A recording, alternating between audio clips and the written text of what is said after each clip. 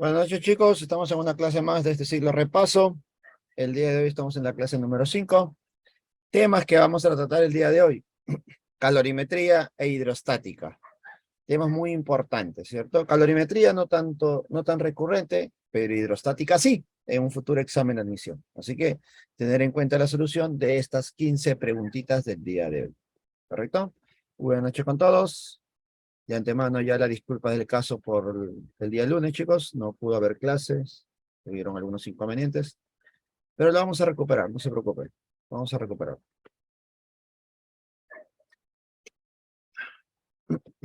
Listo, a ver, comencemos, chicos. Vamos con la primera pregunta.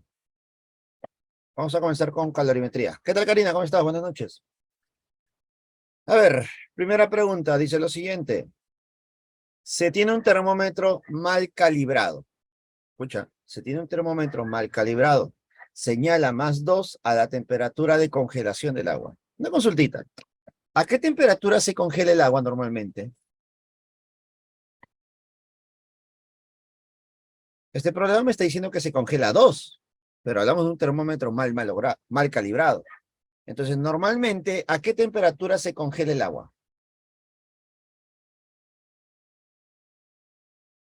A ver, ¿a qué temperatura normalmente se congela el agua?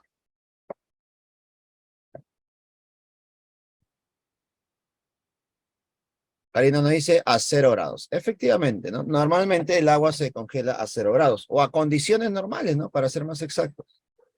¿Listo? Entonces, pero según este termómetro, se está congelando a 2, ¿ya? Y 92 grados a la temperatura de ebullición del agua. ¿Listo? Con el termómetro mal calibrado se mide la temperatura de cierta sustancia, dando como lectura 36,2. Pregunta, ¿cuál es la verdadera temperatura en grados Celsius de la sustancia? A ver, problema de temperaturas. Entonces, para eso vamos a tener lo siguiente. Vamos a hacer una comparación. Vamos a hacer una comparación entre las dos escalas. Tenemos la escala mal calibrada. ¿Listo? El termómetro mal calibrado, vamos a considerar que es una escala X. Una escala X, ¿correcto? Una escala X. Entonces, una escala X. Y la escala Celsius. Listo. Entonces, respecto a esta escala voy a comparar, a ver, la temperatura de ebullición y la temperatura de fusión. ¿Listo?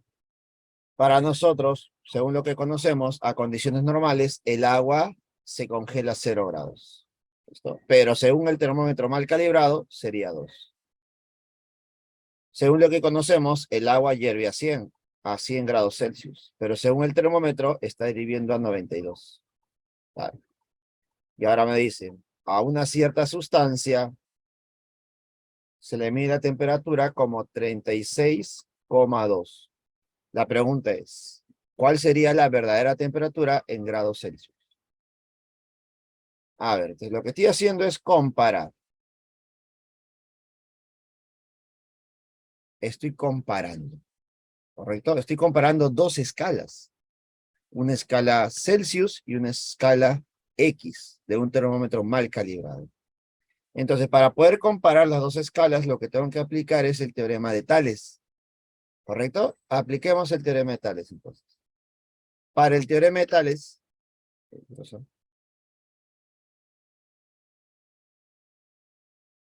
ahí está.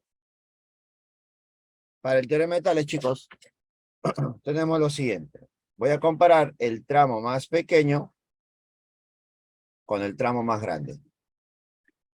¿Listo? Tramo pequeño, vamos a poner bonito. ¿Listo? Tramo pequeño y tramo grande. Ahí está. Para el tramo pequeño, ¿qué tenemos? 36,2. 36,2 menos 2. ¿Listo? Entre el tramo grande. ¿Cuál sería el tramo grande? 92 menos 2. Igual al tramo pequeño en grados Celsius. Sería C menos 0 entre 100 menos 0. ¿Correcto? Uy, ¿qué pasó? Por eso. Está mal conectado. Operamos, por favor. 36,2 menos 2 sería 34,2. Sobre 92 menos 2 sería 90. Y esto es igual a C sobre 100. ¿Listo? Por aquí saco un cerito se va. Este 10 pasa a multiplicar al otro lado. ¿Y qué nos quedaría? 342 sobre 9. Por lo tanto, la lectura en escala Celsius sería 342 sobre 9. ¿Cuánto sería esa lectura, chicos? A ver, ¿cuánto sería? 342 sobre 9, ¿cuánto es?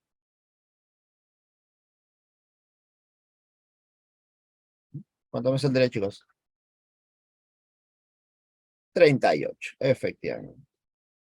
La lectura en grados Celsius sería 38 grados. Pregunta número 1, la clave es la B. Recuerda que para comparar dos escalas de temperatura tienes que aplicar el teorema de Tales. No te olvides, por favor, ¿ya? Comparación nada más, netamente comparación. Ahí está. Vamos, siguiente pregunta.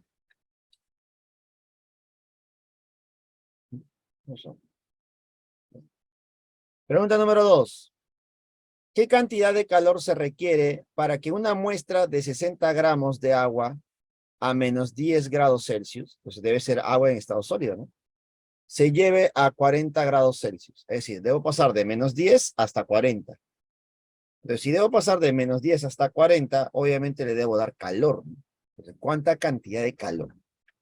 Me dan ahí los valores de calor específico del agua, calor específico del hielo, calor latente de fusión del calor latente de fusión, pues, ¿no? Para el agua. Así que, ¿cómo se trabaja este tipo de problemas? Lo que tenemos que hacer es una recta de temperaturas. Grafico la recta de temperaturas y voy a colocar la temperatura inicial y final. La inicial sería menos 10. La final sería 40. Entonces, la muestra que yo tengo que está a menos 10, debo llevarla hasta 40 y para eso le debo dar calor. Pero ten en cuenta que aquí nosotros tenemos hielo y el hielo no lo puedo llevar de forma directa hasta 40 grados, porque tú sabes que el hielo solamente puede existir hasta 0 grados. A ver, profe, pues usted me está diciendo que el hielo solamente puede estar hasta 0 grados, sí. Por lo tanto, lo primero que debemos hacer es llevar el hielo hasta 0 grados. Y para llevarlo hasta 0 grados, le tengo que dar un calor 1. Entonces, yo le doy este calor 1 para llevarlo hasta 0 grados. Ahora sí, profesor, ¿lo puedo llevar de 0 a 40? No, porque sigue siendo hielo. Entonces, ¿qué debo hacerle? Darle más calor para que el hielo se derrita. Entonces, le doy más calor, un calor 2. Ahora sí, el hielo se va a derretir. Pasa de estado sólido a estado líquido. Por lo tanto, ahora ya es agua. Como se trata de agua, ahora sí lo puedo llevar de 0 hasta 40. Y para eso le doy otro calor, calor 3. Conclusión, el calor que le debo dar, el calor total, debe ser igual al calor 1 más el calor 2 más el calor 3. ¿Correcto? Calor 1 más calor 2 más calor 3. Algo está pasando con la cámara. Un ratito, ¿ya?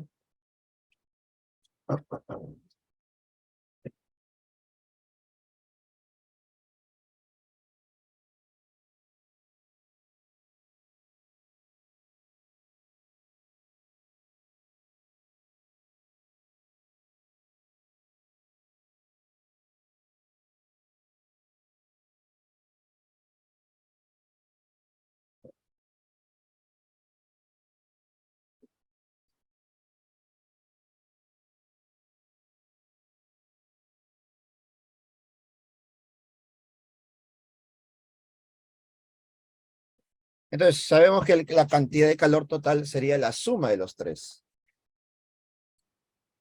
Esto, la suma de los tres calores. Pero debes recordar algo. Cada uno de esos calores tiene una forma de calcular, ¿cierto? Ah, yo sé que está pasando.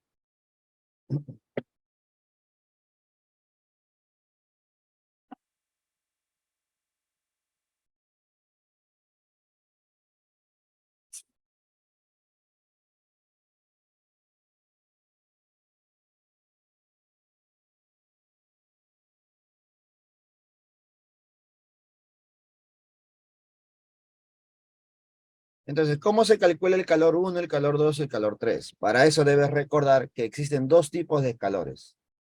Tenemos el calor sensible y tenemos el calor de transformación. ¿Qué es el calor sensible, chicos? El calor necesario para cambiar la temperatura. ¿Cómo se calcula el calor sensible? Como el se mata. Ahí está. Este es el calor sensible. Calor que genera un cambio de temperatura. En cambio, el calor de transformación, como su nombre lo dice, genera una transformación, un cambio de estado, un cambio de fase. Y se calcula multiplicando la masa por el calor latente. Masa por calor latente. Ahí está. Por lo tanto, ya tenemos los dos calores. Tengo que identificar qué es lo que ocurre con cada uno de los que están arriba. Bueno, este calor 1, calor 2, calor 3, ¿qué cosa es? Nos damos cuenta que el calor 1 es un calor sensible, porque genera un cambio de temperatura de -10 hasta 0. El calor 2 es de transformación, porque genera un cambio de estado, de sólido a líquido. El calor 3 también será sensible, porque genera un cambio de temperatura de 0 a 40. Entonces voy a aplicar estas fórmulas para calcular el calor 1, calor 2 y calor 3, ¿correcto? A ver, comencemos con el calor 1 para el hielo, estado sólido. Calor 1 es el se mata. Calor específico del hielo, ¿cuánto es? Según el problema, calor específico del hielo es 0,5. 0,5. Por la masa, ¿cuánto es la masa? 60 gramos. Por la variación de temperatura, ¿en cuánto varía de -10 hasta 0? La variación es de 10. ¿Listo? Más el calor. Me voy a poner por acá. Chiquitito nada más. El calor 2. El calor 2 es un calor de transformación. Y se calcula multiplicando la masa, que es 60, por el calor latente. Como pasa de estado sólido a estado líquido, es calor latente de fusión. ¿Y eso cuánto vale según el problema? 80. Más el calor 3, que es un calor sensible. Nuevamente se mata. Si voy a aplicar se mata, debo calcular o reemplazar el calor específico, ¿no?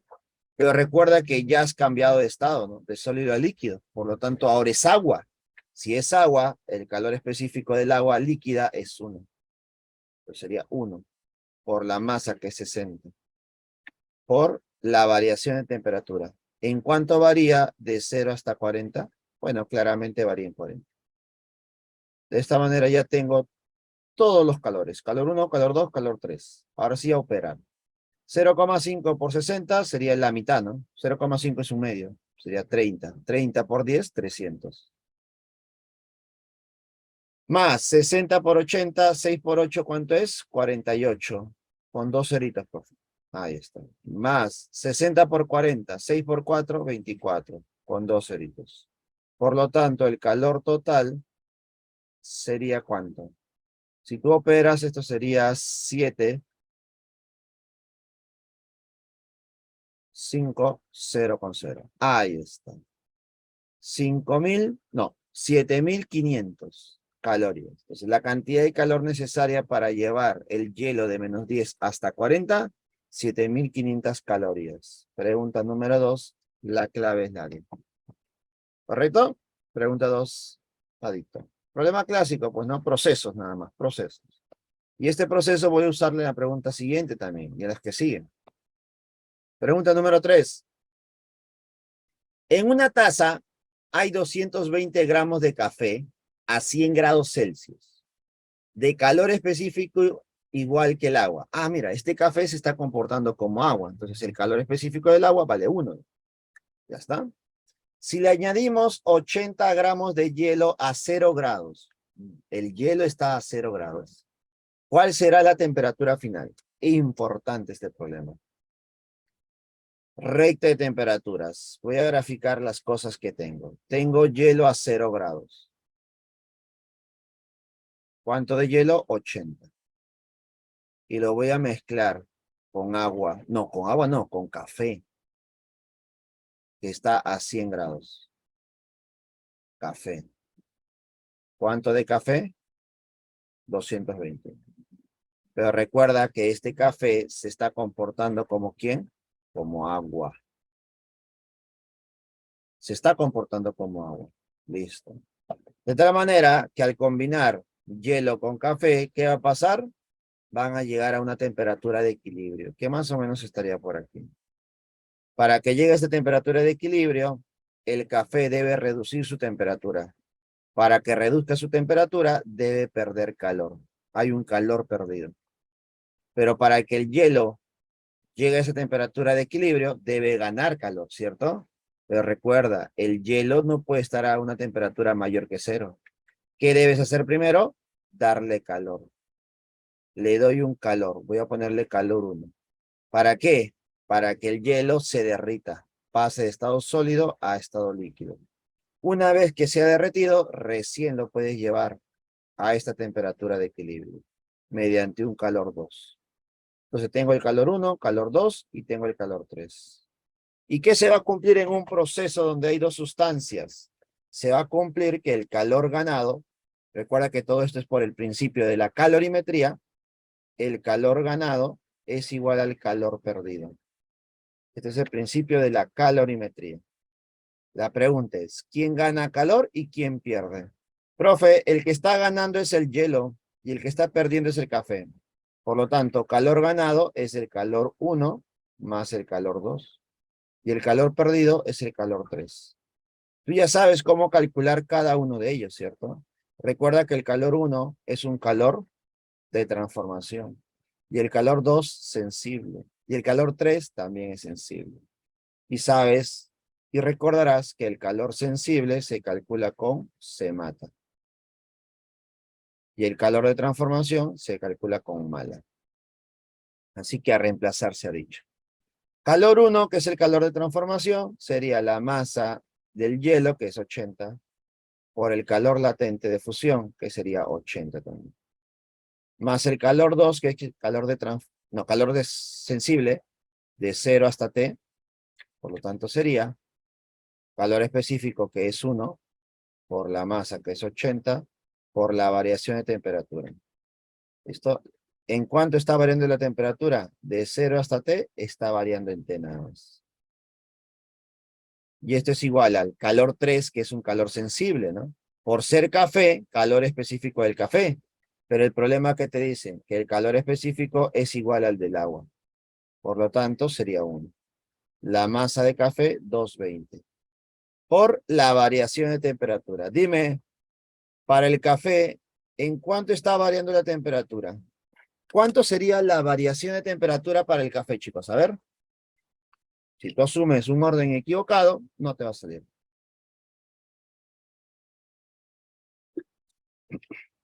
A ver, ¿cuál sería la variación de temperatura? ¿Cómo restarías esas temperaturas? ¿Pondrías T menos 100 o 100 menos T? Karina me dice 100 menos T. Efectivamente. Si tú aplicas esta igualdad de calores, tú tienes que buscar siempre restar la mayor temperatura menos la menor. Y la mayor siempre está a la derecha. Y menos la menor que está a la izquierda. ¿Correcto? Ese es el orden. Básicamente haces esto porque estás aplicando esta relación de calores. ¿Correcto? Ten en cuenta eso. Ahora sí comienza la matanza, mira. Un 0, un 0, un 0 se va. Le sacas mitad. Mitad 11. Mitad 4. Mitad 4. ¿Qué me quedaría? 4 por 80, 320. Más 4T igual a este 11 multiplica el 100 y multiplica el T. ¿Qué me quedaría? 1100 menos 4T. No, menos 11T. Este menos 11T pasa a sumar al 4T, sería 15T. Y el 320 pasa a restar al 1100. A ver, 1100 menos 320 sería un cerito, 8, 7. Ahí está, 780. Conclusión, ¿cuánto vale la temperatura de equilibrio? 780 entre 15, ¿cuánto sería, chicos?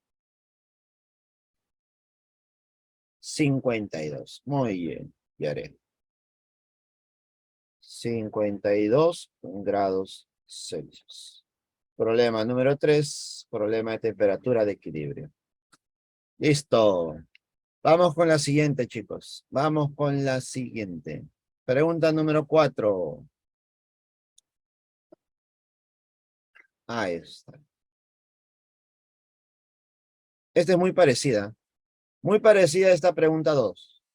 Muy parecida, ¿ya? Muy parecida. En un recipiente de capacidad calorífica despreciable. ¿Qué significa capacidad calorífica despreciable? Significa que ese recipiente no gana ni pierde calor. Es decir, no influye en nada. Simplemente es un reservorio. ¿Correcto? Se tiene 20 gramitos de hielo a menos 10 grados Celsius. Si se inyectan 80 gramos de agua a 30 grados Celsius, ¿cuál es la temperatura de equilibrio? Ya, creo que queda claro. Es muy parecido al problema anterior también. La misma idea, chicos, ¿ya? Tenemos hielo que está a menos 10 y tenemos agua que está a 30. Listo. Y me preguntan la temperatura de equilibrio. La temperatura de equilibrio debe estar por acá más o menos. ¿Está? Listo. Para que el agua, ¿cuánto de agua? 80, ¿no? Para que esos 80 gramos de agua lleguen a esa temperatura de equilibrio, acá, para que lleguen a esa temperatura de equilibrio, debe perder calor. Entonces, el agua pierde calor. Ahí está. Y si el agua pierde, ¿quién gana?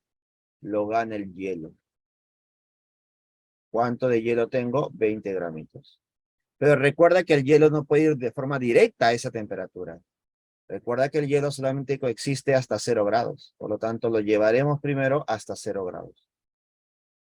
Entonces le doy un calor 1, es decir, gana un calor 1, y ya está a 0 grados. Luego, ¿qué hago? Lo derrito, calor 2. Y luego recién lo llevo hasta la temperatura de equilibrio, calor 3.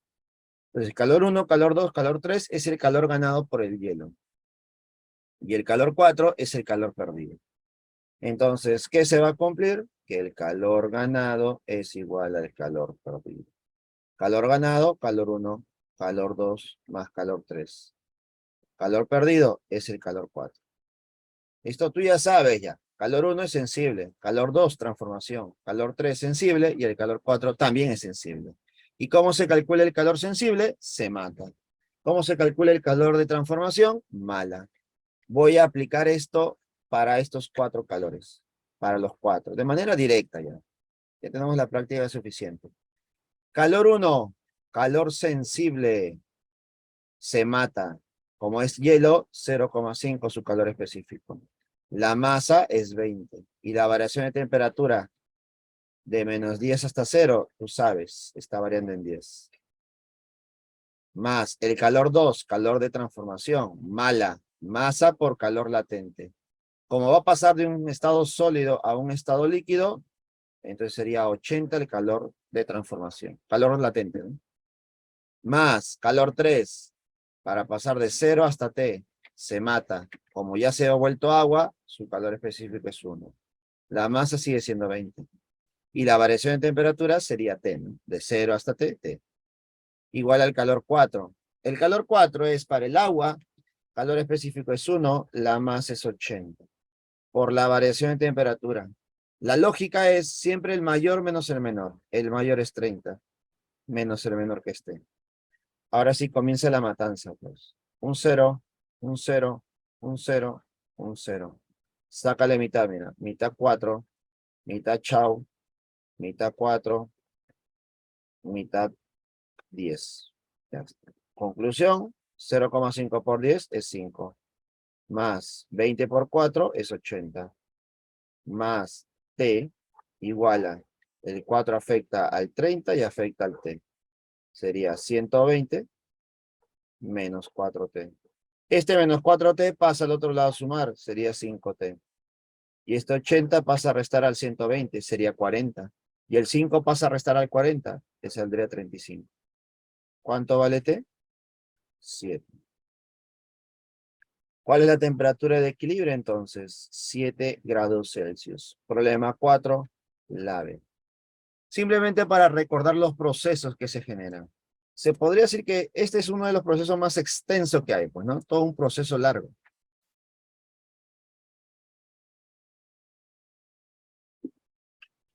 Así que continuemos. Pregunta número 5 ahora. Y acá una variante, ¿no? Una variante. La misma lógica, pero pequeño dificultad tal vez de matemática, ¿no?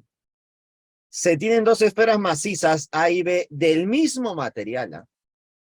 Es fundamental, del mismo material.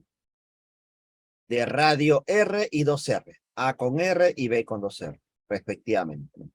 Si la temperatura inicial de A es 36 y la temperatura de B es 90, es decir, tengo 36 y 90, calcule la temperatura de equilibrio. Ya, son dos sustancias, A y B. Uno está a 36 y el otro está a 90. Aquí está A y acá está B. ¿Tú sabes cuánto de masa hay de A? No sé, profe, masa 1. Y de B, masa 2. Entonces, vamos a ponerle masa de A, masa de B.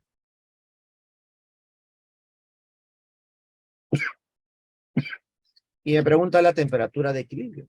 A ver, ¿dónde más o menos estaría la temperatura de equilibrio? Por aquí. Ahí está. Por lo tanto, para que lleguen a esta temperatura de equilibrio, B debe perder calor. Ahí está. Y A debe ganar. ¿Listo? Vamos a ponerle calor 1 y calor 2. Date cuenta que ambos son calores sensibles. Por lo tanto, diremos, el calor ganado es igual al calor perdido.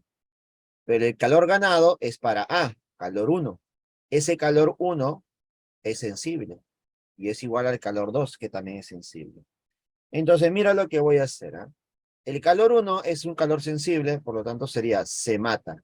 Calor específico de A por la masa de A por la variación de temperatura de A. Igual al calor 2, calor específico de B por la masa de B por la variación de temperatura de B. Y aquí viene el dato más importante. Si son del mismo material, dime, el calor específico, ¿cómo debe ser? Si se trata del mismo material, ¿cómo debe ser su calor específico?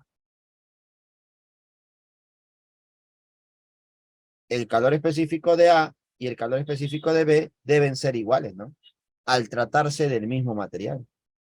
Por lo tanto, se van los calores específicos de A y de B. Profesor, pero ¿y la masa? Yo no tengo la masa. Efectivamente, no tienes la masa. Pero recuerda algo. La masa de un cuerpo está relacionada con su densidad y su volumen. Recordemos que la densidad es igual a masa sobre volumen. Por lo tanto, la masa es igual a densidad por volumen. Ahí está. Y voy a aplicar esto. Si yo quiero la masa de A, necesito la densidad de A por el volumen de A. Y esto por la variación de temperatura. Igual a la masa de B, densidad de B por el volumen de B. Por variación de temperatura. Una consulta. Si se trata del mismo material, su densidad también debe ser la misma, ¿cierto? La densidad de A y la densidad de B deben ser iguales. Y solamente me quedaría el volumen.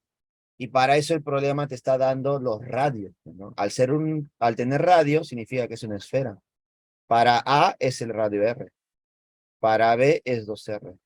Y yo te pregunto, ¿cómo se calcula el volumen de una esfera? El volumen de una esfera, ¿cómo se calcula? Como 4/3 de pi por radio al cubo, ¿cierto? Para una esfera, el volumen es igual a 4/3 de pi por radio al cubo. Ahí está, mira, solamente para recordar. Entonces, profesor, para A sería 4/3 de pi por R al cubo. Por la variación de temperatura para A. La variación de temperatura para A sería T menos 36.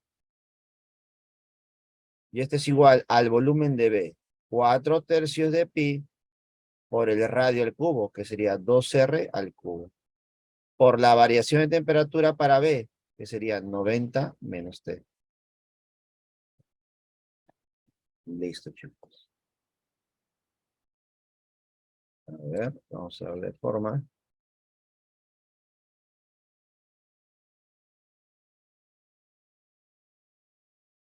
Lo voy a colocar por aquí. Listo. De aquí comienza la matanza, pues.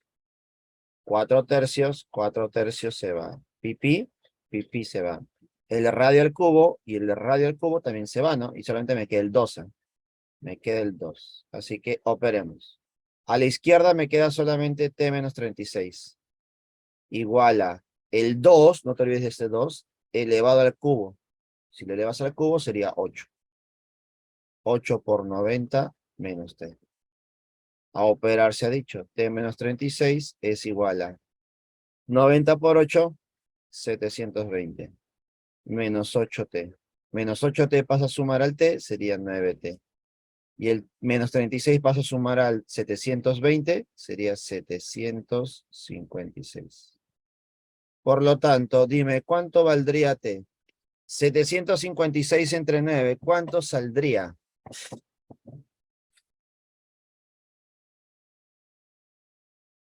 84. Muy bien. Problema número 5, 84 grados Celsius. Temperatura de equilibrio. Problema número 5, la respuesta es la B. ¿Listo? Si te das cuenta es el mismo problema de los problemas anteriores. Lo mismo, la misma idea. Solamente que aquí hay una información adicional, ¿no? Relacionada con la densidad y el volumen. Ten en cuenta eso, ¿ya? Que no nos sorprendan por ahí. ¿Ya ha venido preguntas así? Sí. Ya ha venido preguntas así. Por eso te lo menciono. Vamos. Pregunta número 6, una pregunta de gráfica, que es importante identificar qué es lo que ocurre, qué es lo que acontece. Pregunta número 6 dice lo siguiente. El comportamiento térmico de 80 gramos de cierto material se muestra en la gráfica. Temperatura en función del calor, ¿no? Si el material es sólido al inicio, determina el calor específico y el calor latente de fusión del material. A ver, recuerda que el calor específico se calcula con el CMATA, ¿no? Pues, el calor sensible es igual a CMATA. Y es el calor que genera el cambio de temperatura. Pero también tenemos el calor de transformación.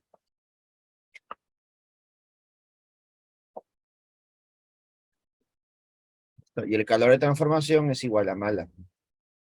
Y es cuando se genera el cambio de estado. Entonces tú tienes que identificar eso en la gráfica. ¿En qué tramo hay un cambio de estado y en qué tramo hay un cambio de temperatura? Y creo que se nota claramente, ¿no?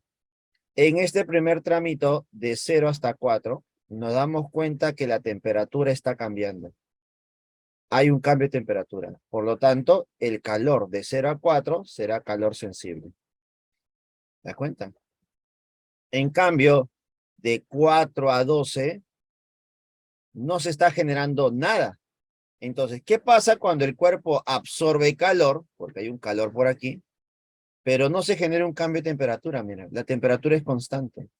Si la temperatura es constante, entonces podemos decir que se ha generado un cambio de estado.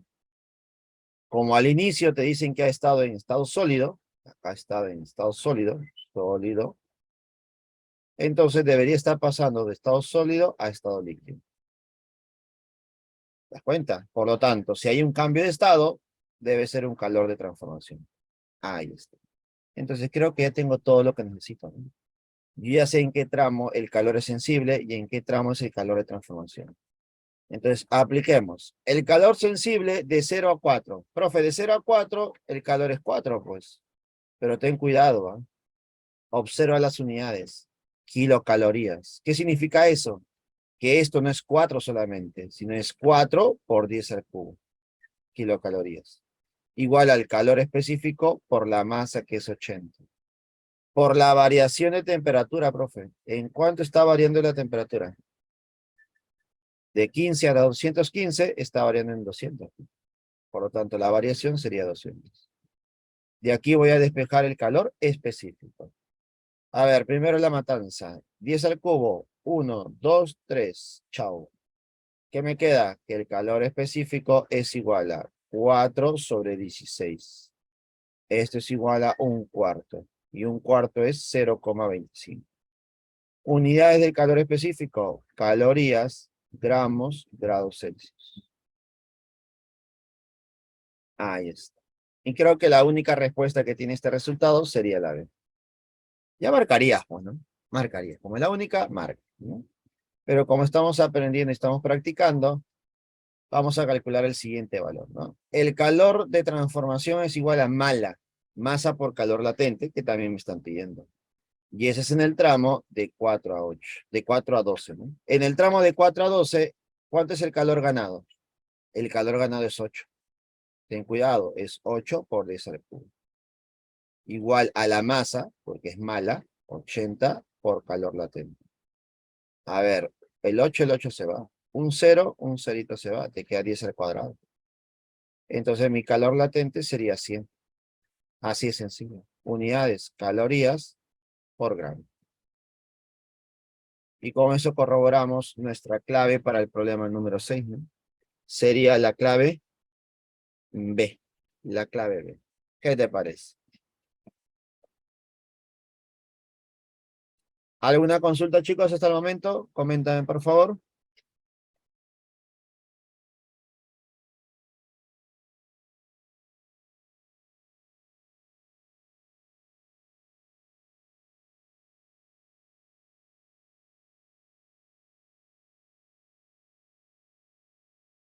Listo, Karina. Excelente.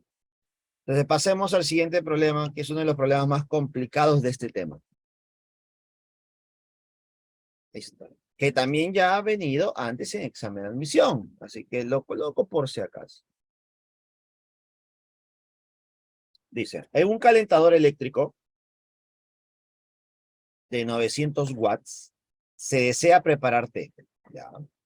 Para lo cual se debe hacer hervir 1 litro de agua inicialmente a 10 grados Celsius. Pues yo tengo agua a 10 grados Celsius, pero lo quiero hervir. Dime, si lo quiero hervir, ¿a qué temperatura debe llegar? Hasta 100. Entonces, el agua debe ir de 10 hasta 100, ¿correcto? Determine el tiempo aproximado que se necesita para lograr dicho objetivo. A ver, ¿quién no ha tenido un calentador en casa, no? Un hervidor, ¿no? Para ser más exacto. Esto, una jarra hervidora, un hervidor. Entonces, ¿qué es lo que ocurre con el hervidor, chicos? A ver, si este es mi hervidor y está lleno de agua, para que el agua hierva, se debe calentar. ¿Y quién genera ese calor que calienta el agua? ¿Listo? En un hervidor, el culpable viene a ser una resistencia. ¿Listo? La resistencia es la que genera el calor liberado.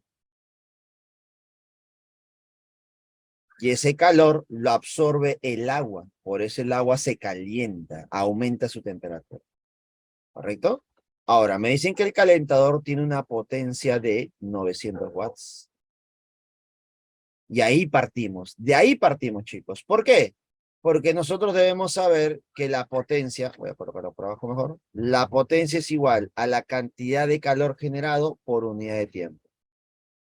Esto se va a cumplir. De aquí puedo deducir que la cantidad de calor que libera esa resistencia o este calentador es igual a la potencia por el tiempo. Y yo te pregunto, este calor liberado por el calentador o por la resistencia, ¿quién lo absorbe? Lo absorbe el agua. ¿Listo? Y acá te doy una variante. Tal vez más adelante tú veas un problema muy parecido donde te diga, ¿no? Que no todo el calor generado por el calentador lo absorbe el agua. Es decir, no todo el calor lo absorbe el agua. Solamente un porcentaje, ¿no? Entonces ahí debes tener mucho cuidado. Yo lo que voy a hacer es igualar este calor que libera la resistencia o el calentador con el calor que absorbe el agua. Los igualo. Pero tal vez en un problema futuro tú tengas que sacar primero un porcentaje, ¿no? Tal vez te dicen, ¿no? Solamente el 80% absorbe el agua. Ah, entonces el 80% de este calor liberado debe ser igual al calor que absorbe el agua. ¿Correcto? Ten cuidado con los porcentajes. Listo, entonces podemos decir que este calor lo absorbe el agua. Y sabemos que si el agua pasa de una temperatura de 10 grados Celsius hasta una temperatura de 100 grados Celsius, se está generando un calor sensible. Y el calor sensible, ¿a qué es igual? Al C mata, ¿sí o no? C mata. Listo. Profe, igualemos entonces. Igualemos. El calor Q, que es potencia por tiempo, es igual, voy a colocarlo mejor. El calor generado por el calentador es igual al calor sensible. Este calor generado por la resistencia por el calentador es igual a la potencia por el tiempo. Y será igual al C mata. ¿Listo? Ahora tú dirás, profe, ¿dónde está la dificultad, no? Mira, a veces por el apuro, ¿qué hacemos nosotros? Reemplazamos y operamos, reemplazamos y operamos. Pero acá hay un problemilla. Cuando tú trabajes el calor mediante la potencia, este calor está en joules. En cambio, cuando tú trabajas el calor en calorimetría, el calor está en calorías. Dime, ¿nosotros podemos igualar dos valores que están en diferentes sistemas? No se puede hacer eso, ¿no? ¿Qué debo hacer entonces, profesor? Debo convertir, ¿no? Debo convertir. Y para eso el problema te va a indicar cuál es la conversión. No te preocupes ahí. Según el problema, una caloría es igual a 4,18 joules. Es decir, estoy convirtiendo de calorías a joules, solamente multiplicando por 4,18. Entonces, cuando tú reemplaces todos los valores al valor de la caloría, debes multiplicarlo por 4,18. Al multiplicarlo por 4,18 ya se ha convertido a joules. Así que no hay problema. Reemplacemos entonces. La potencia es 900 por el tiempo que me pide. Es igual al calor específico del agua, que es 1, por la masa. Dime, ¿cuánto sería la masa de agua? Si el problema te dice que hay un litro de agua, ¿a cuánto equivale? A 1 kilogramo. No te olvides, por favor, ¿ya? 1 litro de agua equivale a 1 kilogramo. ¿Por qué se cumple esta relación? Porque la densidad del agua es 1, pues, o la densidad del agua es 1000. Así que se cumple esta relación, ¿ya? En 1 litro de agua hay 1 kilo de agua. Profesor, ¿en 1 litro de aceite habrá 1 kilo de aceite? No. Ahí sí no se cumple. Esta relación o esta proporción solamente se cumple para el agua, ¿ya? 1 litro de agua es igual a 1 kilo de agua. Por lo tanto, yo tengo 1 kilo de agua. Pero dime, a la hora de reemplazar la masa en el calor específico por la masa, por la versión de temperatura, ¿se usará en kilogramos? No, ¿cierto? Recuerda que se debe usar en gramitos. Entonces, 1 kilo es igual a 1000 gramos. Recuerda las unidades, son muy importantes. 1000 por la variación de temperatura. ¿En cuánto está variando la temperatura? De 10 hasta 100 está variando en 90. Listo, ahora sí, comienza la matanza, mira. 1, 2 ceritos. 1, 2 ceritos. 9. Un 9 se va. ¿Listo? No te olvides, por favor, el término que faltaría. 4,18. Por lo tanto, el tiempo, ¿cuánto me saldría? Un cerito, 2 ceritos. Por 4,18, 418 segundos. Ahí está. Entonces, para hervir 1 litro de agua, necesito 418 segundos. 418 segundos, ¿cuántos minutos son? Aprox.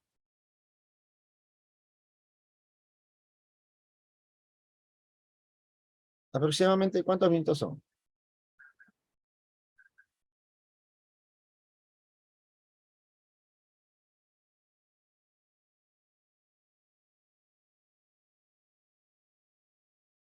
6 minutos.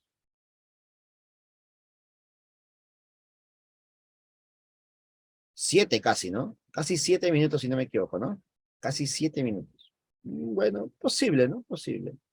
7 minutos para que hierva agua. Recuerda que está a 10, ¿no? A 10 grados. Normalmente el agua que tú hierves está a 20, 25, ¿no? Un poquito más de temperatura. Por lo tanto, pregunta número 7, resuelto, chicos. La clave sería la... ¿Qué te parece esta pregunta? ¿Antes has visto una pregunta como esta? ¿Ya lo has visto? Se podría decir que esto está relacionado al tema de electrodinámica también, ¿no? Un poquito por electrodinámica, otra vez un poquito por ahí a el tema de potencia, la potencia mecánica, ¿no? Se podría relacionar de alguna u otra manera.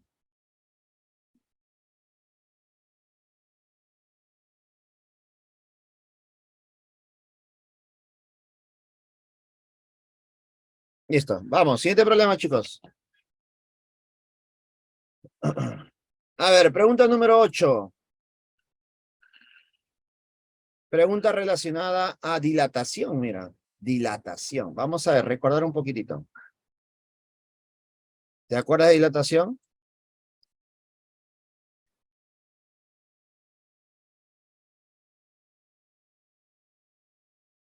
A ver, ¿qué se cumple en dilatación? A ver,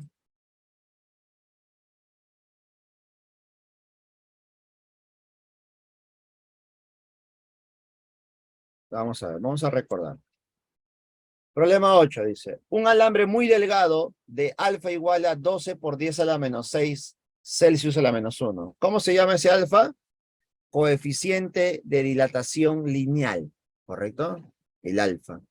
Es doblado de tal forma que se obtiene una semicircunferencia de radio de 20 centímetros. ¿Ya?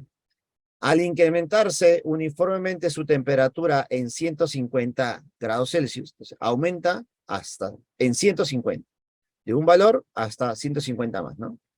¿Cuál será la nueva separación entre sus extremos? A ver, tenemos un alambre.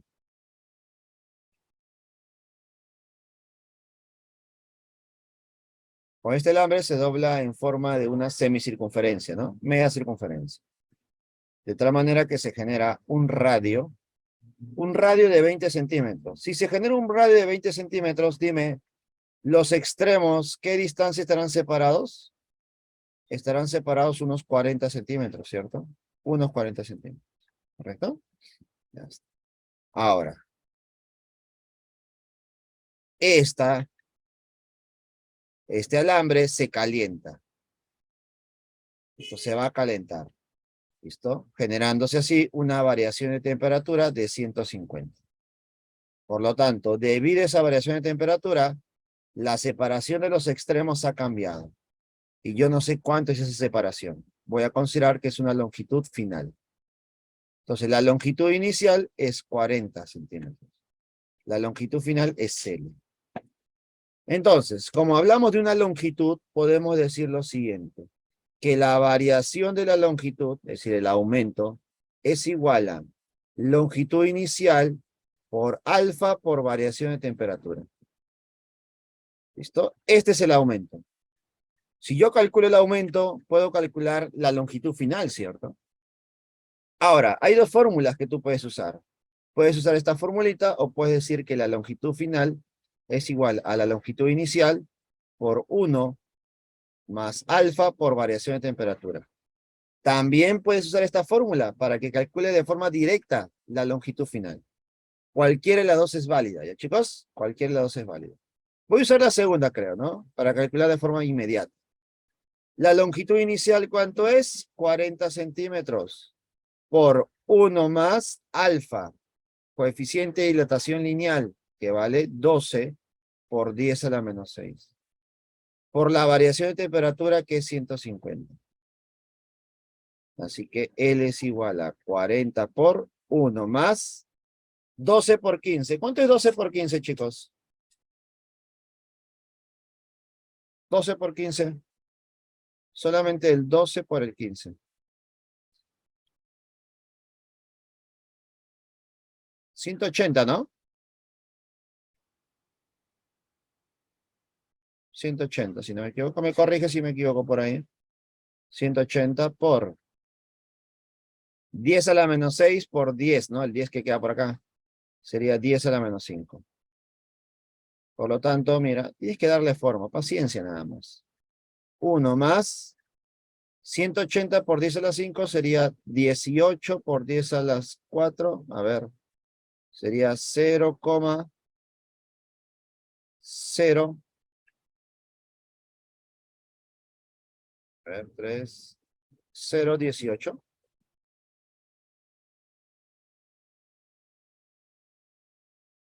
Ahí está. Más o menos, sí, ¿no? Ahí está. Sí, creo que sí.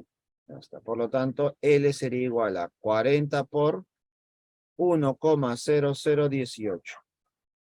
Entonces, operando esto, a ver, operando 40 por 1,0018 sería 40, algo, ¿no? ¿Será necesario que calcules este resultado final? ¿O ya tienes tu respuesta? Si es 40, algo, ¿cuál sería tu clave? No lo pienses, no lo dudes. La clave es la B. ¿Sí o no? Claro, obviamente tú tienes que terminar la operación, ¿no? Durante el examen puedes hacer esto. Pero aquí vamos a practicar un poquitito. Entonces, operando me quedaría 0. 4 por 18 sería 4, 4, 7, 7, 72. Sí, está bien. Unidades, centímetros. Problema número 8, resuelto. La clave es la B. No te olvides, por favor, de dilatación lineal. Ya ha venido también dilatación en el examen de admisión, pero no lineal. Ha venido volumétrica. ¿Listo? Ha venido dilatación volumétrica. Incluso los profesores prefieren el tema de dilatación volumétrica porque realmente es lo que ocurre. La dilatación lineal y superficial es una aproximación nada más. ¿Correcto? No te olvides, por favor, ¿ya? La dilatación es volumétrica. La lineal y superficial son aproximaciones nada más.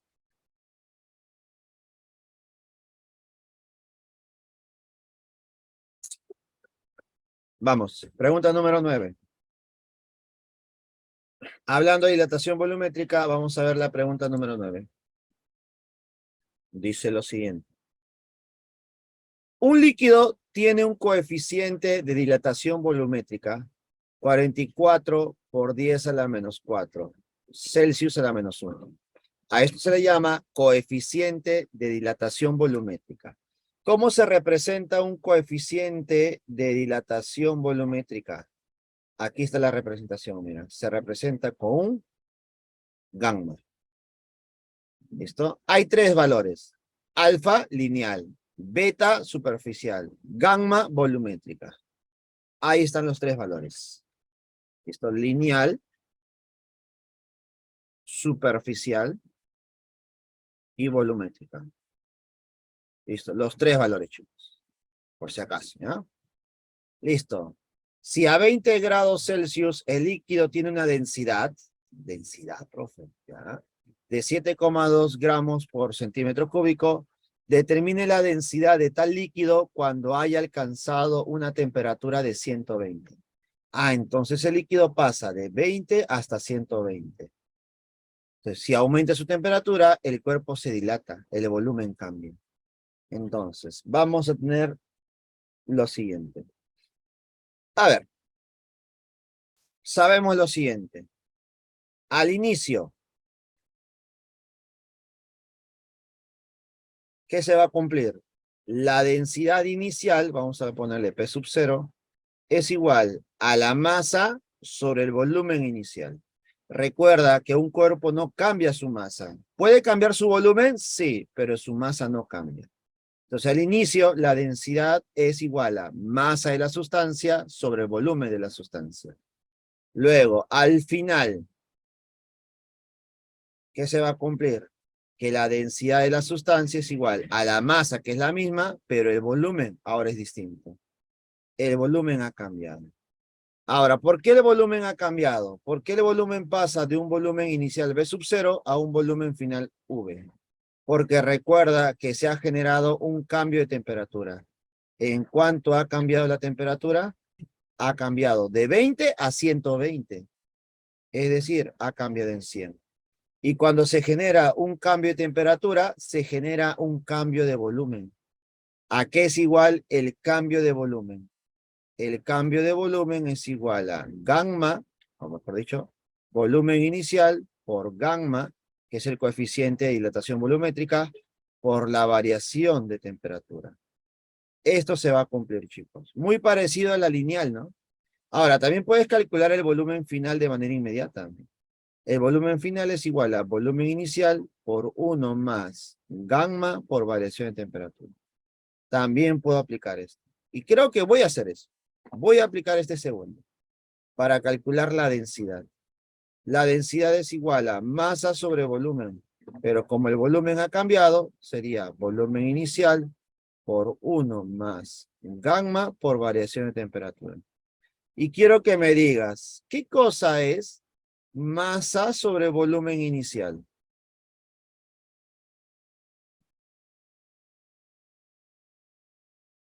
Masa sobre volumen inicial sería la densidad inicial, ¿no? Entonces mira lo que me queda. La densidad final es igual a densidad inicial entre 1 más gamma por variación de temperatura. Y si tú quieres, toma esto como una fórmula. ¿Cómo cambia la densidad de un cuerpo en función de la temperatura? ¿Cómo cambia la densidad de un cuerpo en función de la temperatura? Listo. ¿Y ahora qué nos queda hacer? Simplemente reemplazar. Como yo quiero la densidad final, necesito la densidad inicial, que vale 7,2. Y dividirlo entre 1 más gamma, que vale 44, por 10 a la menos 4. Por la variación de temperatura, que es 100. A ver, opera.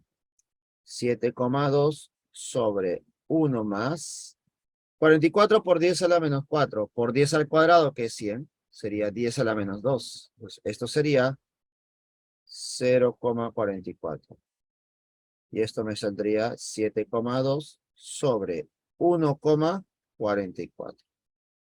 Ahora, no te vas a complicar a dividir, ¿ah? ¿Qué vas a hacer tú?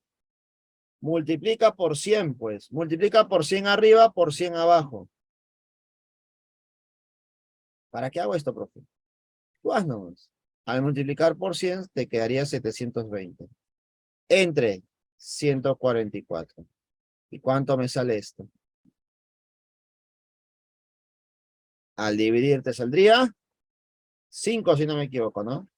5 gramos por centímetros cúbicos. Problema número 9. La respuesta es la A. ¿Qué te parece?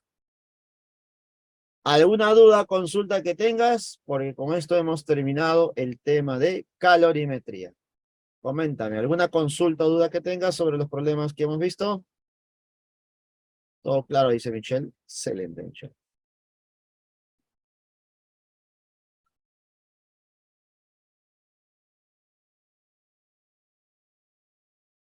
Entonces, vamos con la siguiente pregunta. Ahora pasemos a hidrostática. Pregunta número 10 de hidrostática. Me dice lo siguiente. Un niño con zapatos especiales para nieve, cuya área es 0,05 metros cuadrados cada uno, determine la mínima presión que ejerce el niño cuando sube por una superficie inclinada de 37 grados respecto al horizontal. Si el niño con todo su equipo tiene una masa de 70 kilogramos. A ver, nosotros sabemos algo. Si yo quiero calcular la presión es igual a la fuerza perpendicular sobre el área.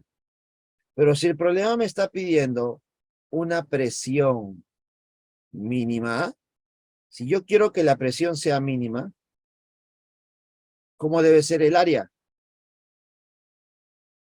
El área debe ser máxima. ¿Listo? Ahora, ¿qué significa que el área sea máxima? Pues, ¿no? Que la persona debe estar caminando y debe estar con los dos pies apoyados, pues. Porque cuando está con los dos pies apoyados es cuando se genera la máxima superficie, pues, ¿no? En contacto. Si nosotros analizamos cuando la persona está avanzando, caminando con un pie arriba, dime, el área en contacto solamente es debido a un pie. Por lo tanto, el área no es máxima, el área es mínima. Entonces, la presión sería la máxima posible. ¿Te das cuenta? ¿Te das cuenta? Entonces, ahí va a estar el truquito. Bueno, ahí está el truquito. Pero me hablan de una persona que está moviéndose en una superficie inclinada. Ya, vamos a graficar. A ver, en esta superficie inclinada, donde el ángulo va a ser 37 grados, tenemos a la persona que está caminando.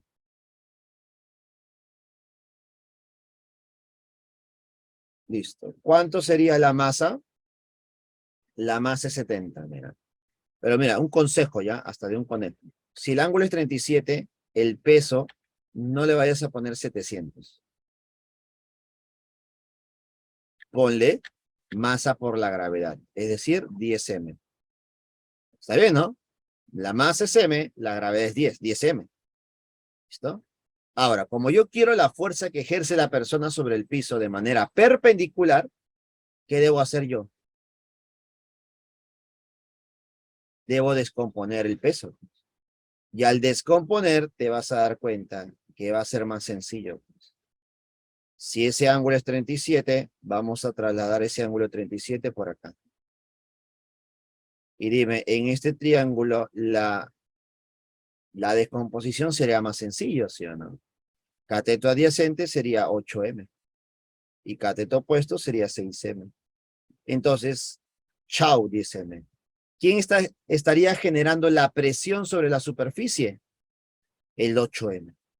Entonces tendríamos que la presión mínima sería 8 veces la masa entre el área.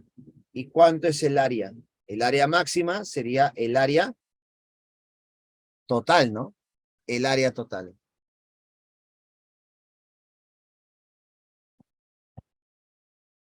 ¿En cuánto sería el área total, chicos? El área máxima sería la de sus dos pies, ¿sí o no? El área total sería 2 veces el área de cada zapato, que es 0,05. Entonces, el doble sería 0,1. Entonces sería entre 0,1. Esto sería igual a 8 por 70 sobre 0,1. ¿Cuánto me saldría la presión mínima, chicos?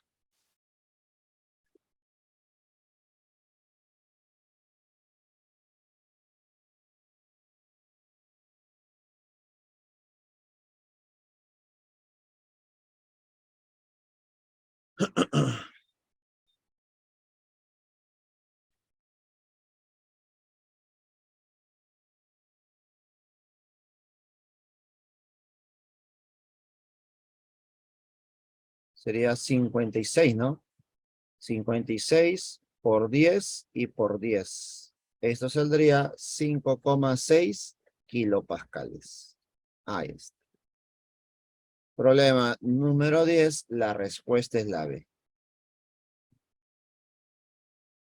¿Correcto? Tenga mucho cuidado, por favor, a la hora de calcular la presión para ese tipo de problemas de personas, de objetos que tienes varias patas, ¿no? Tenga mucho cuidado, ¿ya? Recuerda que si yo quiero la presión mínima, el área debe ser máxima. Y para que el área sea máxima, debe ser los dos pies, pues, los dos pies. ¿Correcto? Los dos pies. Pregunta número 10, resuelve, chicos. ¿Alguna consulta que tengas sobre este problema? Coméntame, ¿eh? Cualquier consulta es bienvenida. Es la manera de cómo podemos aprender.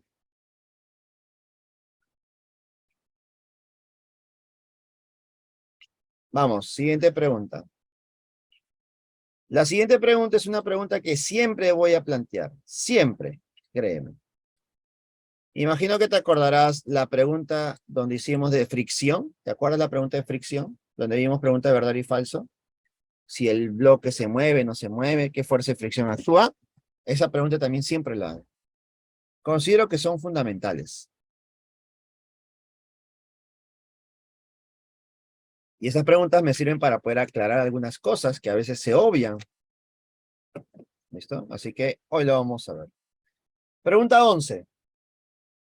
En el sistema mecánico mostrado, los émbolos 1 y 2 son lisos. Ya está. Y de masa despreciable. Muy bien. Con respecto a la prensa, indique la verdad o falsedad de las siguientes proposiciones. Considere que la masa M vale 20 kilogramos. Y además, el área 1 vale 100 centímetros cuadrados y el área 2 vale 400. A ver, primera proposición. Si la magnitud de la fuerza F fuese menor que 40, ¿el bloque desciende? 2. Para que el bloque se mantenga en equilibrio, la fuerza debe ser 50. 3. Si la fuerza fuese 70, el bloque asciende con una aceleración de magnitud de 2 metros por segundo al cuadrado. A ver, vamos a explicar un poquito. Esto corresponde al tema del principio de Pascal. Cuando tú aplicas una fuerza por este émbolo, voy a ponerle fuerza 1. ¿Listo? ¿Qué cosa generas? Cuando aplicas una fuerza sobre un área 1, generas presión. Esa presión 1. ¿Qué nos dice Pascal? Que la presión generada en un punto del fluido se va a transportar por todo el fluido, llegando hasta el otro émbolo, como una presión 2. Y si hay una presión 2 sobre el área 2, ¿qué cosa se genera sobre el otro émbolo? Una fuerza F2. Y para Pascal se va a cumplir que la fuerza F1 sobre el área 1 es igual a la fuerza F2 sobre el área 2. Siempre esto se cumple. Relación de fuerzas con relación de áreas. Ahora, ¿qué pasaría en un caso especial?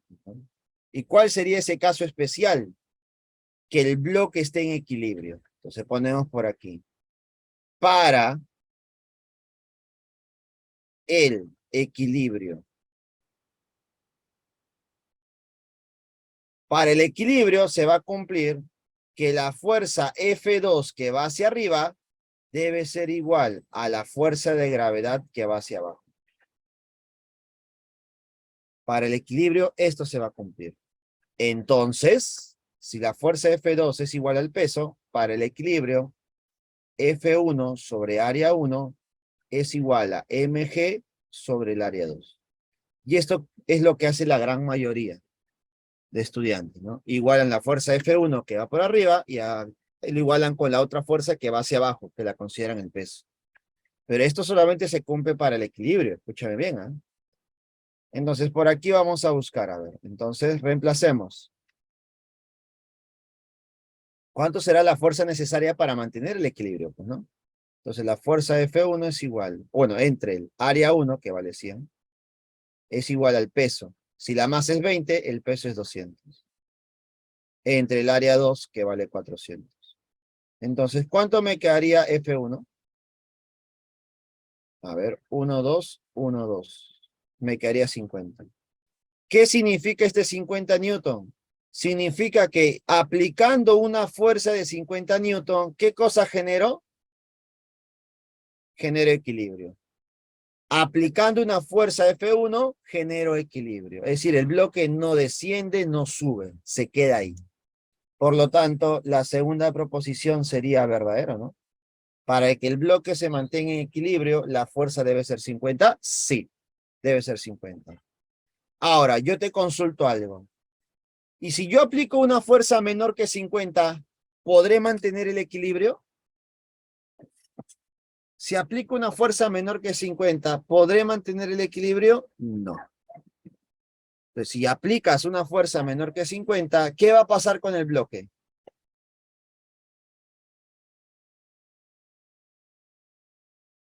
Sí, F es menor que 40.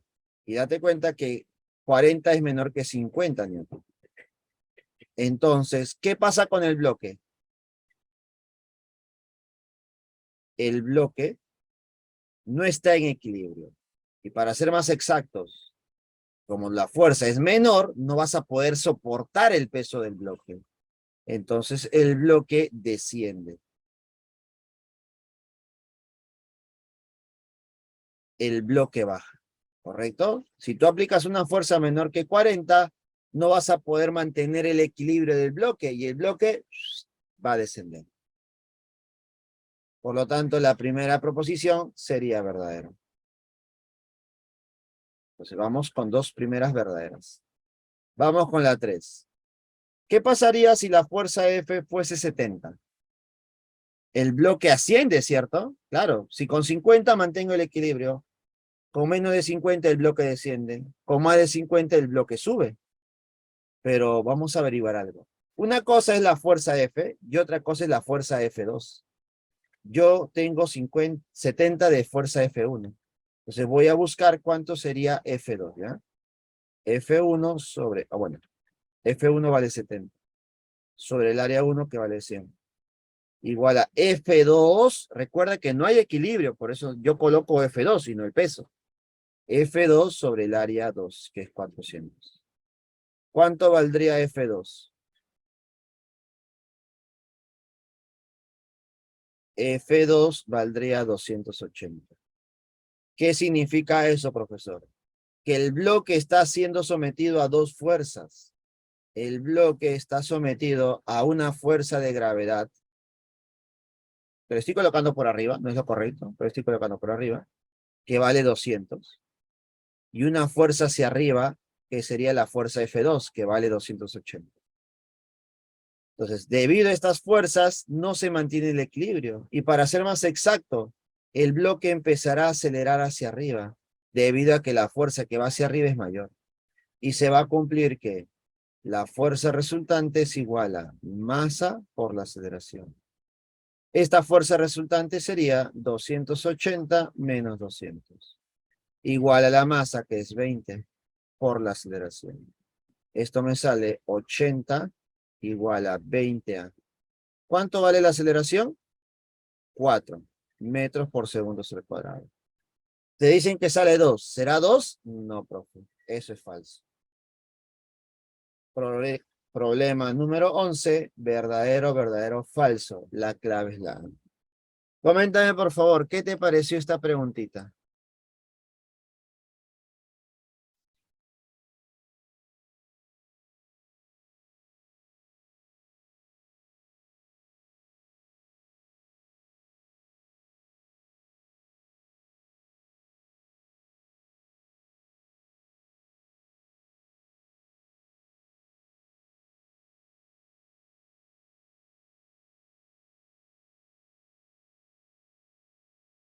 ¿Alguna consulta, chicos? Coméntame, por favor, ¿qué te pareció esta preguntita?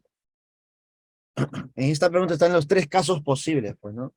El equilibrio, que es el clásico, cuando el bloque desciende o cuando el bloque sube, ¿no? Y tú puedes calcular las aceleraciones en cada uno de esos casos. ¿Correcto?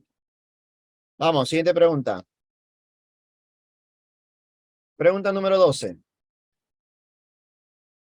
Dice, en los laboratorios de física se desarrolla una experiencia en base al principio de Arquímedes, cuya finalidad es encontrar el tipo de madera del cual está hecho un bloque de 15 centímetros de arista. Si al sumergir dicho bloque en un recipiente con agua, este queda sumergido 10,5.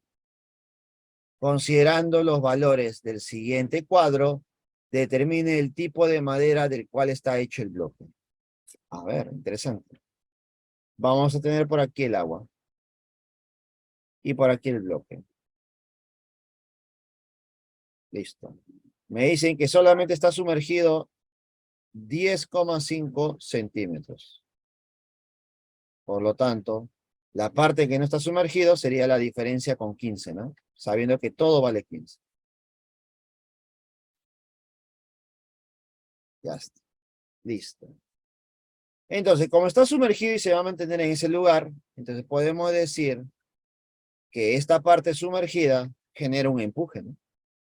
Incluso podemos decir todavía que este cuerpo se mantiene en equilibrio, de tal manera que fuerzas que van hacia abajo igual a fuerzas que van hacia arriba. ¿Quién va hacia abajo, profe? El peso mg. ¿Quién va hacia arriba? El empuje. Por equilibrio, el empuje es igual al peso mg. ¿Cómo se calcula el empuje para un cuerpo sumergido? Densidad de líquido, volumen sumergido por la gravedad. Y esto es igual a la masa por la gravedad. ¿Yo tengo la masa? No. Así que voy a usar algo muy importante que siempre se usa, casi siempre se usa en estos temas. La densidad del cuerpo es igual a la masa del cuerpo sobre el volumen del cuerpo. Si yo quiero la masa, sería densidad del cuerpo por el volumen del cuerpo, por la gravedad. Y eso es lo que yo necesito, pues, ¿no? la densidad del cuerpo. Si conozco la densidad, conozco el tipo de madera, ya sea pino común, pinotea, roble o nogal. A ver, profesor, la densidad de líquido por ser agua es 1000. Pero el volumen sumergido, yo no conozco el volumen sumergido. Tengo la altura sumergida, pero como es un cubo, yo te pregunto, al ser un cubo, dime, el área sumergida lo puedes calcular, ¿cierto? ¿Cómo se calcula el área? Disculpa, el volumen. Considerando que el área de la parte superior es A. Entonces recuerda que para una caja, un paralelepípedo, el volumen se calcula como área por la altura. El volumen es igual a área por la altura. Así que voy a calcular el volumen para cada parte de esta manera. Densidad de líquido por el volumen sumergido, que sería el área por la altura, que es 10,5. Igual a densidad del cuerpo que necesito por el volumen total. ¿Cuánto sería el volumen total? ¿No sería igual que el área por la altura? Que sería 15. Ahí está. Como el área es la misma para ambos, se van a ir. Y me va a quedar relación de densidades con relación de alturas. La densidad de líquido, 1000, profe. Por 10,5 igual a 15 veces la densidad del cuerpo. Entonces, la densidad del cuerpo sería 10,5 por 1000 sería 0,10,5 con dos ceritos. Entre 15. ¿Cuánto me sale la densidad del cuerpo, chicos? A ver, dividamos. 10.500 entre 15, ¿cuánto me sale?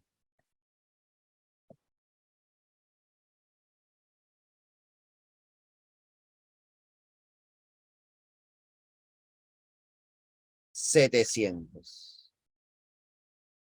Pero recuerda, como has usado la densidad de líquido en 1000, estás usando kilogramos por metros cúbicos. Por lo tanto, tu densidad sería en kilogramos por metros cúbicos.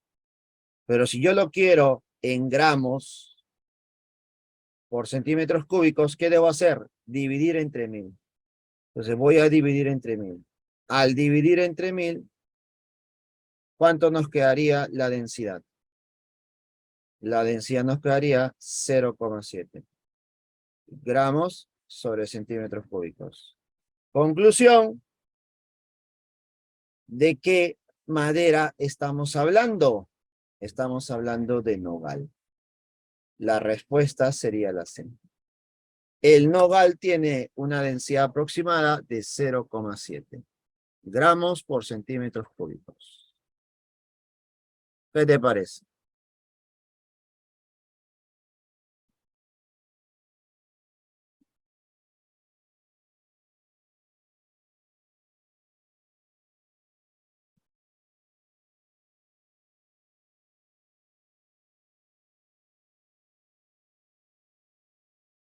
Ahora, acá te doy un tip, ¿ya? Acá te doy un tip.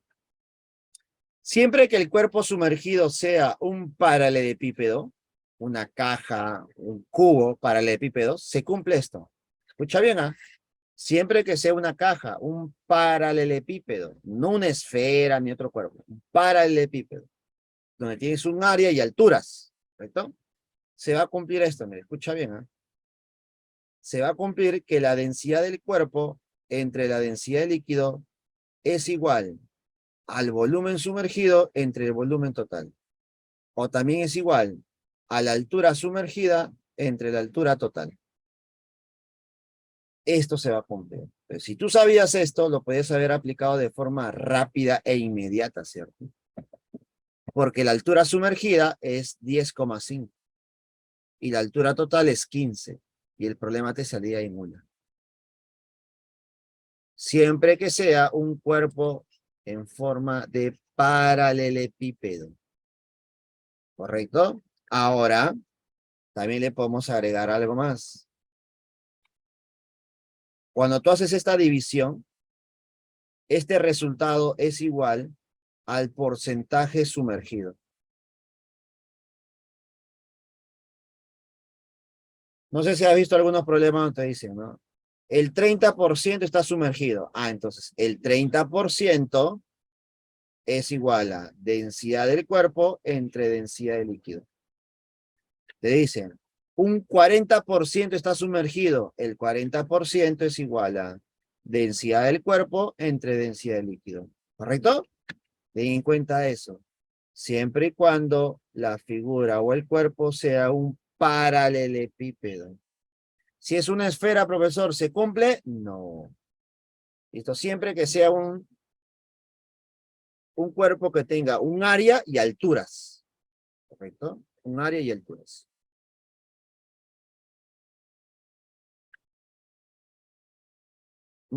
A eso también se le llama prisma recto, ¿cierto? Si no me equivoco, por geometría, ¿no? Prismas rectos. Prismas rectos, ¿no?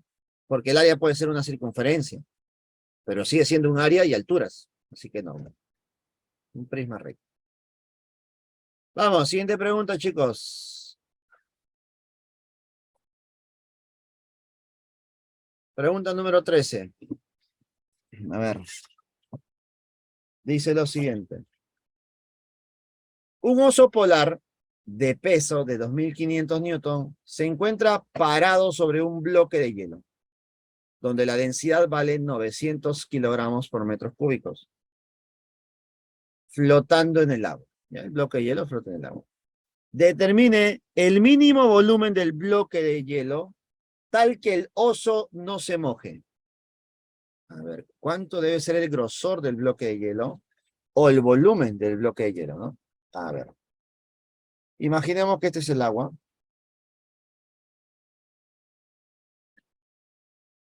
Y si yo no quiero que el oso se moje, pero también quiero que la cantidad de hielo sea la mínima, entonces, ¿dónde ocurrirá eso? ¿O cuándo ocurrirá eso?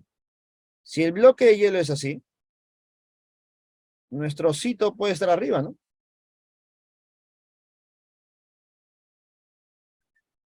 Y está a salvo.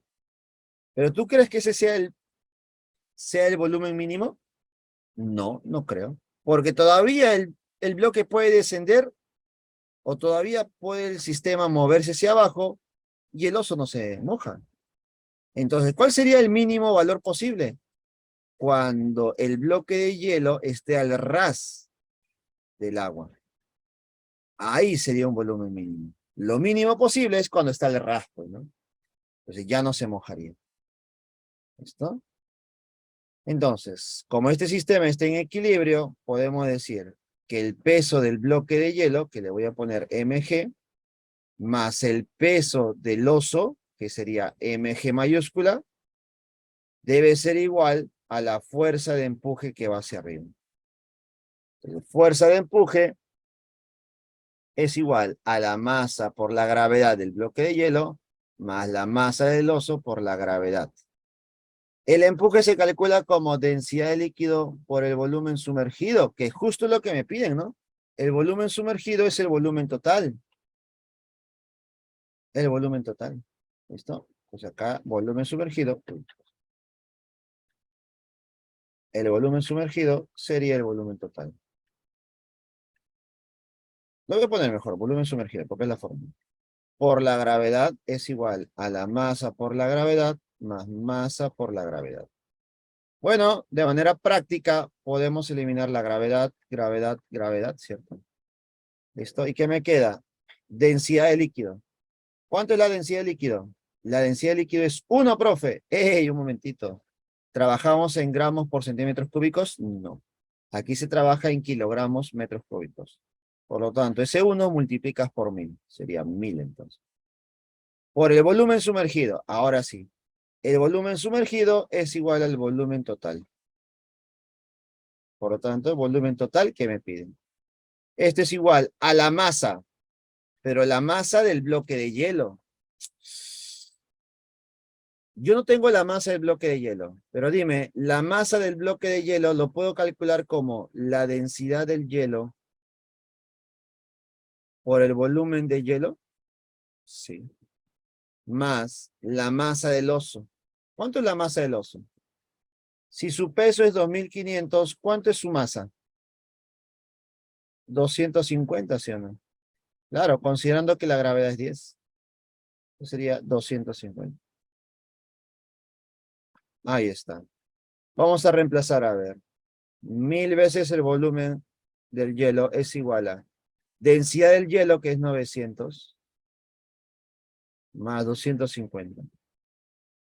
900 pasa a restar a 1000, sería 100.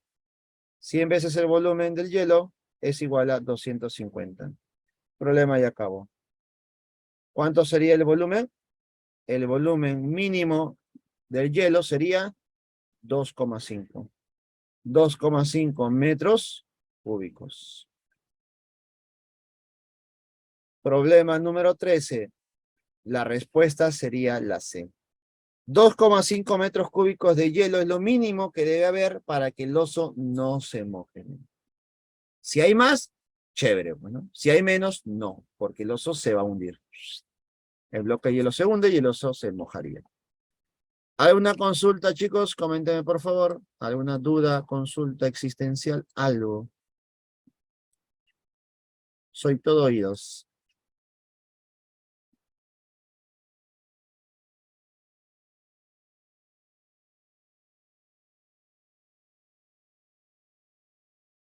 Bien, muy bien, bien. Vamos, pregunta número 14.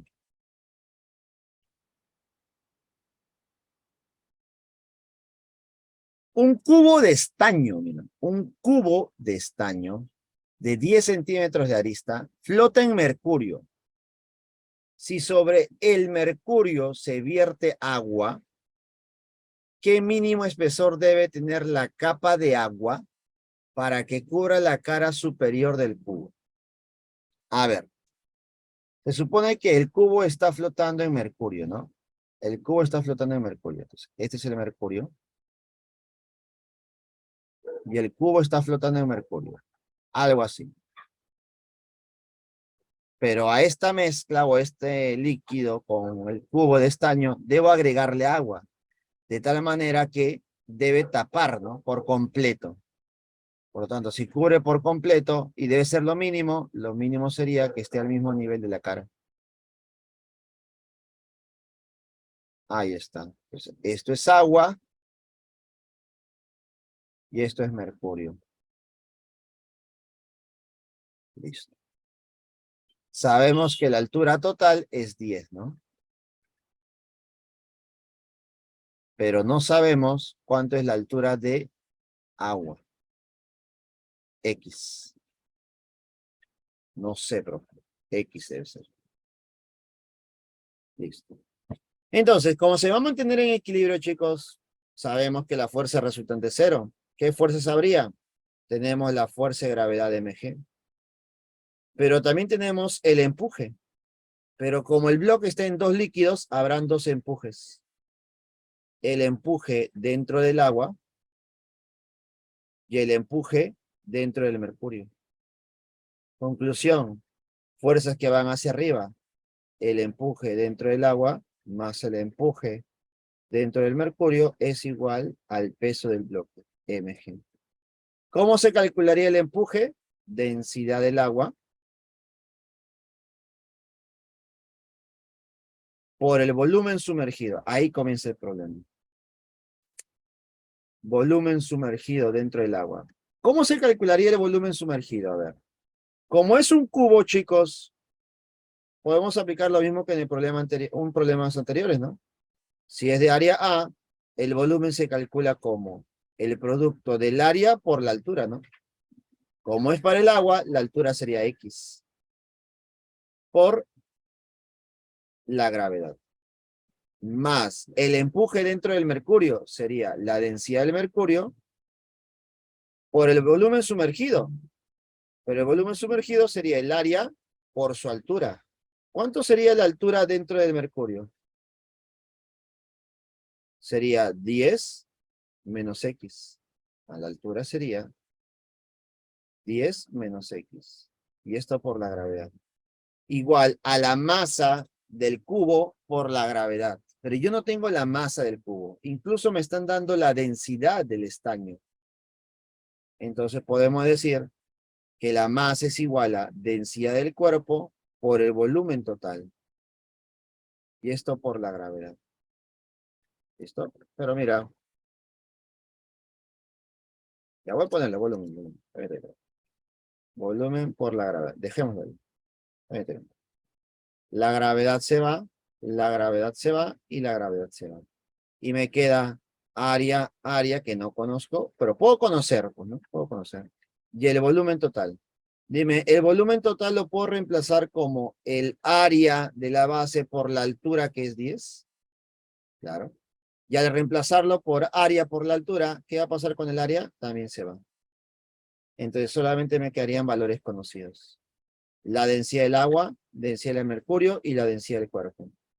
Como las tres densidades están en los tres términos, los voy a reemplazar en gramos por centímetro cúbico. Ya no es necesario que lo multipliques por 1000, porque si lo multiplicas por 1000 a todos, ese 1000 se va a simplificar, pues. Así que no tiene sentido. Densidad del agua, 1 por X. Más densidad del mercurio, 13,6 por 10 menos X. Igual a densidad del estaño, 7,3 por 10. Operemos, sería X más 13,6 por 10, sería 136, menos 13,6 por X, igual a 73. Ya, aquí solamente es pura magia, pues, ¿no? 73 viene a restar al 136, sería 63. Y el X con el menos 13,6 pasan al otro lado, ¿no? Y se restan y me quedaría 12,6.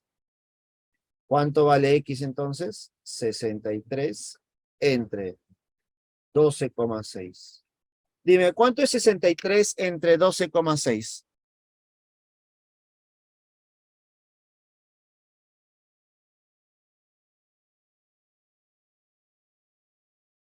5. Muy bien, Karina. Me saldría 5 centímetros. Pregunta número 14. La respuesta es la C. 5 centímetros. ¿Qué te parece?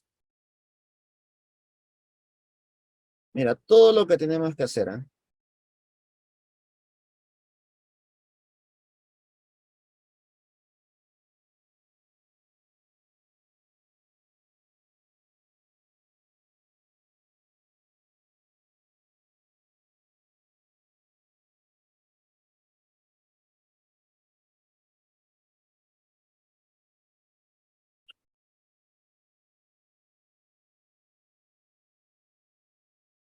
Listo. ¿Quieres ver la aplicación más rápida que hay? ¿Quieres ver cómo yo lo aplicaría en un problema de examen? ¿Sí? Ya, mira. ¿Te acuerdas que te mencioné esto? Esto se cumplía, ¿cierto? Hemos visto que se cumple esto, ¿ya? Entonces, yo puedo decir lo siguiente. Yo puedo decir que la densidad del cuerpo es igual a el porcentaje sumergido por la densidad líquido. Se podría decir que esta es la expresión más reducida que hay para esta propiedad. ¿Listo? Ya está. Y eso se genera pasando a multiplicar esta densidad, pues, ¿no? ¿Ya? Profesor, pero eso es para un líquido. Ya. ¿Qué te parece si hacemos o lo generalizamos? Lo generalizamos, ¿ya? Densidad del cuerpo es igual a porcentaje sumergido 1 por la densidad de líquido 1, más porcentaje sumergido 2 por la densidad de líquido 2. Y así sucesivamente. Lo estoy generalizando. ¿Eso qué significa? Que la densidad del cuerpo es igual a porcentaje 1. A ver, imaginemos que el 1 es el agua y el 2 es el mercurio. Entonces, porcentaje 1. ¿Cómo se calcula el porcentaje sumergido para 1? Entonces, para eso necesitas la altura, ¿no? Su porcentaje es X entre el total, que es 10. Ese es el porcentaje sumergido. Obviamente tú lo puedes multiplicar por 100% para que sea porcentaje, pero al final lo que me importa es la fracción. Entonces sería X sobre 10. Y esto por la densidad 1, que es el agua, que vale 1. Más El porcentaje 2. ¿Cómo calculas el porcentaje 2? 10 menos X sobre el total, que es 10. Por la densidad de líquido 2, que es 13,6. Listo. Y con eso el problema ya salió.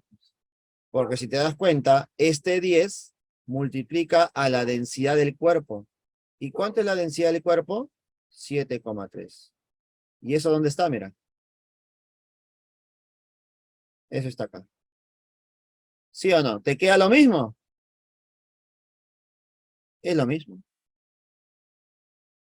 X por 1, X por 1. 10 menos X por 13,6.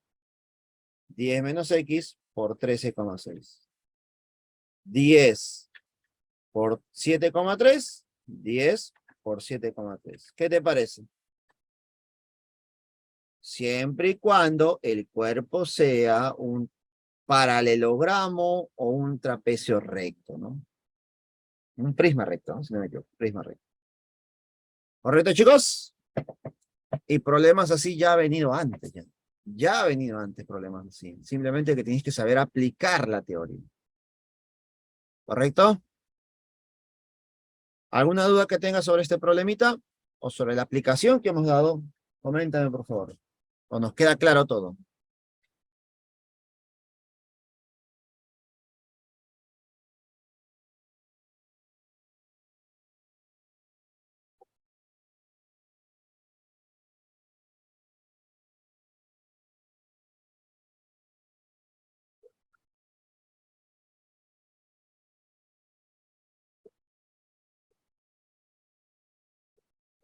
Vamos. Última pregunta, chicos. Pregunta número 15. Un geólogo encuentra una roca muy rara en una expedición a la selva. Para poder clasificarla, necesita hallar su densidad, sumamente importante. Pero solo cuenta con una pequeña balanza de mano. Un balance de mano, un dinamómetro, ¿no? Balance de mano es un dinamómetro. Al recordar la experiencia de Arquímedes, el peso de un cuerpo disminuye cuando se encuentra en el agua, decide pesar la piedra y obtiene que su peso en el aire es 5 veces su peso en el agua. ¿Cuál es la densidad de la piedra que halló el geólogo? Dato, la densidad del agua se considera 1. A ver, escúchame bien, ¿eh? Tenemos una balanza de mano. Voy a asumir que esa balanza de mano es un dinamómetro. Entonces, mediante un dinamómetro, en el aire voy a calcular el peso. Y luego voy a calcular en el agua. Listo. Vamos a recrear prácticamente, ¿no? Entonces, mediante un dinamómetro, listo, y una cuerda, voy a sostener a una roca. Listo. Por lo tanto, el peso mg es medido por el dinamómetro. ¿Listo? Que sería nuestra lectura, ¿no? La lectura 1. Entonces, para el aire se va a cumplir que la lectura 1 es igual a mg. A esto se le conoce como peso real. Entonces, la lectura es nuestro peso real. ¿Listo? Esto es lo que se cumple en el aire. Ahora, voy a agarrar este sistema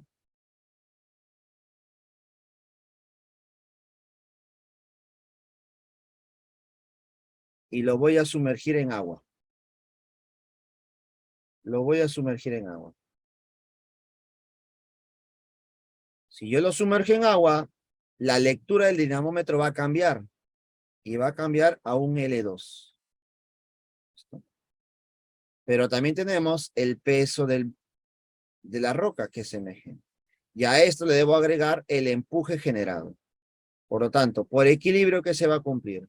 Que el empuje más la lectura 2 es igual a mg. A esta lectura 2 se le llama peso aparente.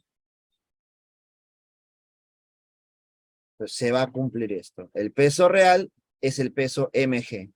En cambio, el peso aparente es el valor del peso menos el empuje generado sobre el cuerpo. ¿Listo? ¿Y a qué conclusión llegamos? A que el peso aparente es igual a mg, que es el peso real, menos el empuje. ¿Listo? Esta es la conclusión final. Y según el problema, ¿qué me está diciendo? Decide pesar la piedra y obtiene que su peso en el aire es 5 veces el peso en el agua. El peso en el aire es mg. Entonces, tu peso real es mg. Tu peso real es mg. ¿Listo? Pero tu peso aparente, ¿cuánto debería ser?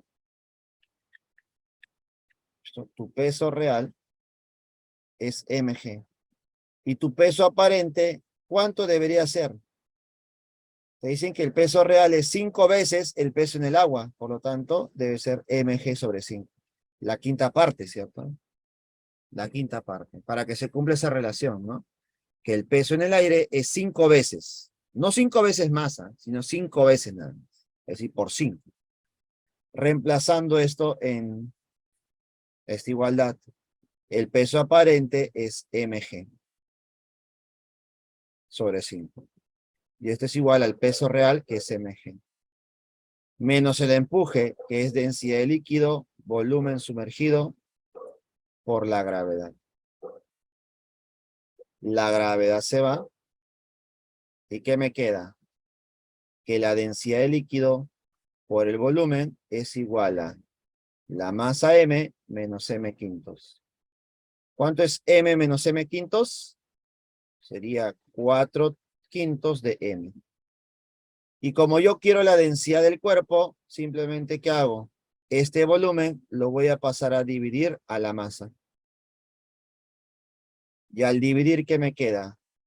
4 quintos de la masa sobre volumen, que es la densidad del cuerpo. Y este es igual a la densidad del líquido. Por lo tanto, para mí, masa sobre volumen es la densidad del cuerpo, densidad de la piedra. Y esto será igual a 5 cuartos de la densidad del líquido, que vale 1. Y 5 cuartos de 1, ¿cuánto valdría? 5 cuartos de 1, ¿cuánto saldría?